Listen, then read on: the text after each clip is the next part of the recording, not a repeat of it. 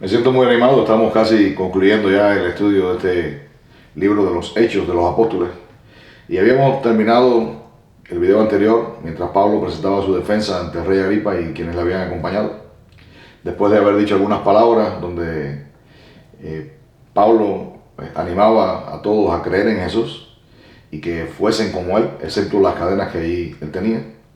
El mismo rey Agripa dice que después de escuchar a Pablo, él se levantó el gobernador, se levantó el rey Agripa, Berenice, y los que le habían acompañado, dice que saliendo, aparte, hablaban entre ellos diciendo: ninguna cosa digna de muerte ni de prisión ha hecho este hombre. Si no hubiese apelado a César, podría este hombre ser libre. Y dice en el capítulo 27, que cuando se decidió que habían de navegar a Italia, entregaron a Pablo y algunos otros presos a un centurión llamado Julio de la compañía Augusta. Dice que embarcándonos en una nave, ellos iban a tocar los puertos de Asia. Dice que zarpando, estando con ellos Aristarco, macedonio de Tesalónica.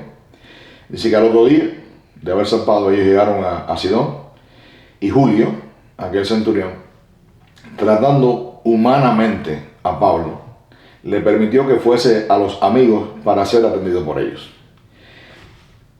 Me sorprende la manera en la que, viviendo Pablo entre la hostilidad, la persecución de aquellos que procuraban hacerle daño, incluso pretendían matarle, Dios pues permitió que Pablo presentase defensa ante ellos. Lo dijo ante el rey Agripa. Dice que el Señor le guardó y hasta este día estaba Pablo testificándole a judíos y a gentiles, a grandes y a chicos, acerca del llamamiento al arrepentimiento y a la necesidad de hacer obras dignas de arrepentimiento.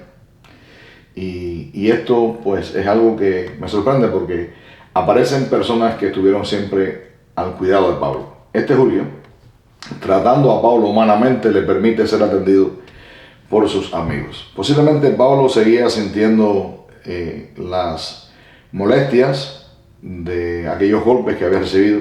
Necesitaba tratamiento, necesitaba atención, y siempre hubo personas, y siempre ha habido personas, y siempre habrán personas que traten a otros humanamente. Esto ha ocurrido en todos los lugares.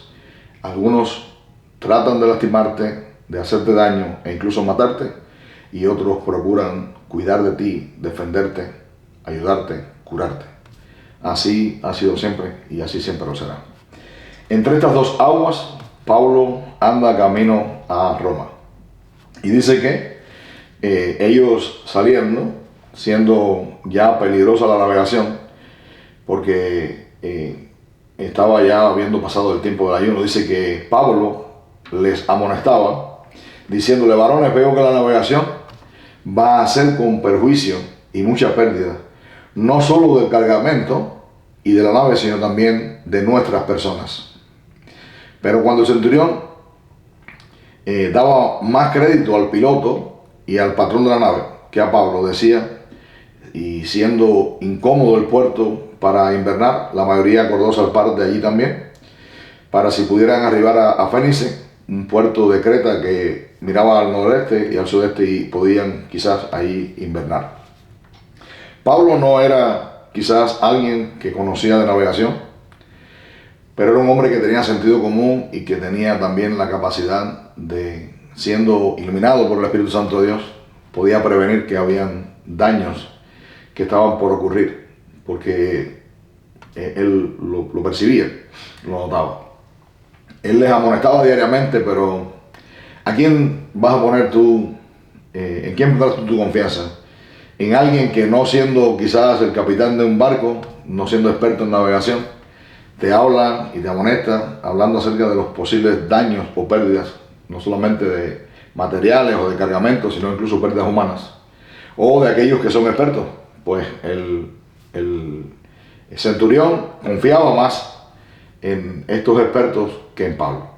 Y decidieron zarpar, sin prestar atención a Pablo. Ellos zarparon, hasta que dice, soplando una brisa del sur, ellos, pareciéndoles que ya tenían lo que deseaban, levantaron anclas e iban costeando Creta. no mucho después dio contra la nave un viento huracanado llamado Euroclidón. Esto fue algo que arrebataba la nave, que ellos no pudiendo poner a prueba el viento, dice que se abandonaron a él y nos dejamos llevar, dicen ellos, se dejaron llevar por esta tormenta, y una vez subiendo a bordo el esquife, las anclas del barco, las cosas los arreos del barco, dice que ellos trataron de usarlo para salir o seguir adelante reforzados, y tenían temor de dar a la sirte. Dice que arriaron las velas y se quedaron a la deriva, siendo combatidos por una furiosa tormenta, una tempestad. Al día siguiente dice que se empezaron a alijar, y al tercer día dice que con sus propias manos comenzaron a arrojar todos los aparejos de la nave, y dice que no apareciendo ni el sol ni las estrellas muchos días, y acosados por una tempestad no pequeña, dice que ya habían ellos perdido la esperanza de salvarse. No le prestaron atención a Pablo, y ahora estaban en medio de una tormenta, en un mar que estaba destruyendo la nave. Tuvieron que lanzar las cargas al mar con sus propias manos y sentir en su corazón la desesperanza de que ellos podrían perder incluso la vida. Entonces Pablo, como hacía ya mucho que no comían, se puso en pie en medio de ellos y les dijo: habría sido, por cierto, conveniente haberme oído y no zarpar de Creta tan solo para recibir este perjuicio y pérdida. Pero ahora os exhorto a tener buen ánimo, pues no habrá ninguna pérdida de vida entre vosotros, sino solamente de la nave. Porque esta noche ha estado conmigo el ángel del Dios de quien soy y a quien sirvo, diciendo: Pablo, no temas, es necesario que comparezcas ante César. Y aquí Dios te ha concedido todos los que navegan contigo. Por tanto, oh varones, tened buen ánimo, porque yo confío en Dios, que será así como se me ha dicho. Qué maravilloso es, a pesar de las dificultades de la vida, de los peligros de la vida, a pesar de las limitaciones en las que muchas veces podría ser que tú y yo nos encontremos, como se encontraba Pablo, mientras servía a Dios y Dios tenía el propósito de llevarle a César. Aunque ellos no le prestaron atención a Pablo, que advertía del peligro eminente de esta tormenta que arreciaba fuertemente y que podría destruir el barco y quitarle la vida a ellos, ahora Pablo recibe de nuevo el trato de Dios, la palabra de ánimo de un ángel al que Dios le envía para que le dé el testimonio y le hable animándole a que era necesario cumplir el propósito de Dios, que fuese Pablo llevado delante ¿de quién? Del César. Pero ahora Dios tiene misericordia y dice: se te ha concedido que llegues hasta Roma, pero también Dios protege a todas aquellas personas que acompañaban a Pablo. A todos. No hizo Dios distinción de personas. Al centurión, a los capitanes del barco, a los demás presos y a las personas que estaban ahí. Era un grupo de personas numerosas, más de 200 personas. Y dice que cuando él le dice a ellos: cobren ánimo, tomen ánimo porque no habrá pérdidas humanas, continuó el recorrido. Dice que ellos, venido la 14ª noche y siendo llevados a través del mar Adriático, a la medianoche los marineros sospecharon que estaban cerca de tierra, y echando la sonda hallaron 20 brazas, y pasando un poco más adelante, volviendo a echar la sonda, echaron y habían 15 brazas. Temiendo a ellos de dar con los escollos, echaron 4 anclas por la popa y ansiaban que se hiciera de día. Dice que entonces los marineros procuraron huir de la nave, y echándoles queif al mar, aparentaban como que querían largar las anclas a la proa. Pero entonces Pablo le dijo al centurión y a los soldados: si estos no permanecen en la barca, en la nave, vosotros no podréis salvaros. ¿Por qué? Porque los que pretendían huir de la nave eran realmente las personas que dominaban y conocían cómo podían ellos guiar la nave para que no sufrieran más daños de los que ya tenían. Entonces, ¿qué hicieron ellos? Habían lanzado el bote salvavidas, pretendían engañar a las personas huyendo, usando el bote para alejarse del barco que podría dar contra las rocas y hundirse.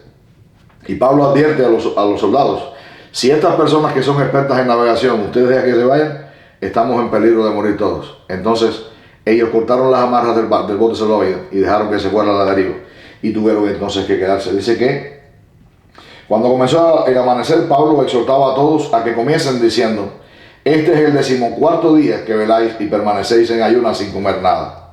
No sé por qué, pero cuando tenemos temor de algo, cuando tenemos miedo de algo, hasta el apetito perdemos. Cuando tu vida está en peligro de muerte, cuando estás en peligro de morir, perdemos el apetito, y esto es como casi que un sistema de defensa. Evitamos comer y no sé. Ahora, hay quienes quizás podrían decir ahora, pues practicaban el ayuno. Quizás había personas que en ese momento estaban clamando a Dios. Pero Pablo dice algo: ya han pasado 14 días que no comen nada. Es el momento de que por su bien se alimenten, porque necesitan cobrar fuerzas. Pablo sabía que venía una jornada intensa y era que ellos deberían nadar hasta la orilla, los que sabían, y otros debían usar quizás tablas y partes del barco para llegar a la orilla, porque ellos iban a naufragar. Dice que entonces Pablo, tomando el pan, dice, lo partió y dio gracias en presencia de todos, y entonces ellos, teniendo ya mejor ánimo, comieron también.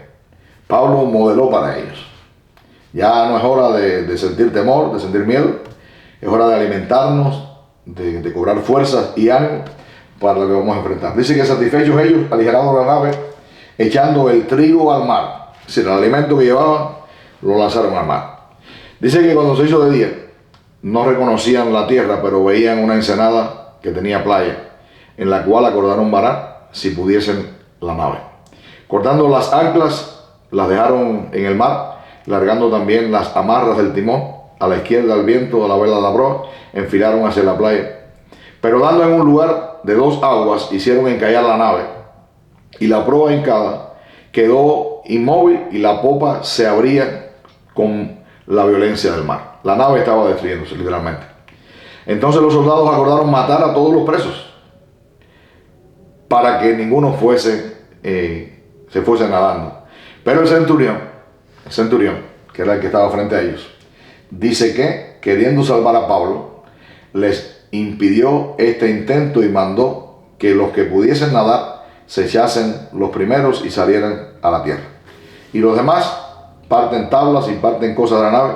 Así aconteció que todos se salvaron saliendo a tierra.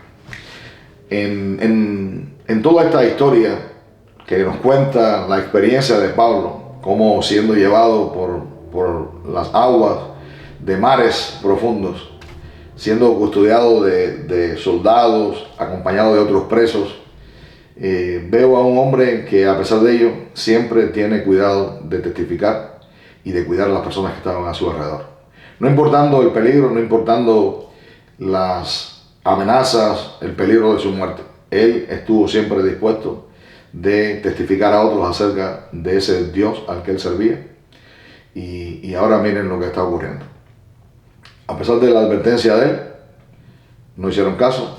Luego, viéndose en la misma amenaza, sintiendo el haber perdido la esperanza aún de conservar la vida, Pablo les da ánimo y les testifica acerca de la experiencia de haber recibido junto a él en la noche a alguien que había sido enviado por Dios, un emisario de Dios, dándole una palabra de ánimo y de consuelo, recordándole que había un propósito de llegar a César y que Dios estaría con él hasta ese momento. Y aquí está Pablo una vez más hablándoles: anímense, cobren ánimo, aliméntense, necesitamos llegar. Cuidado, no dejen que se vayan estas personas, porque si ellos se van, entonces sí estamos nuevamente en el peligro de que estemos prestos a morir.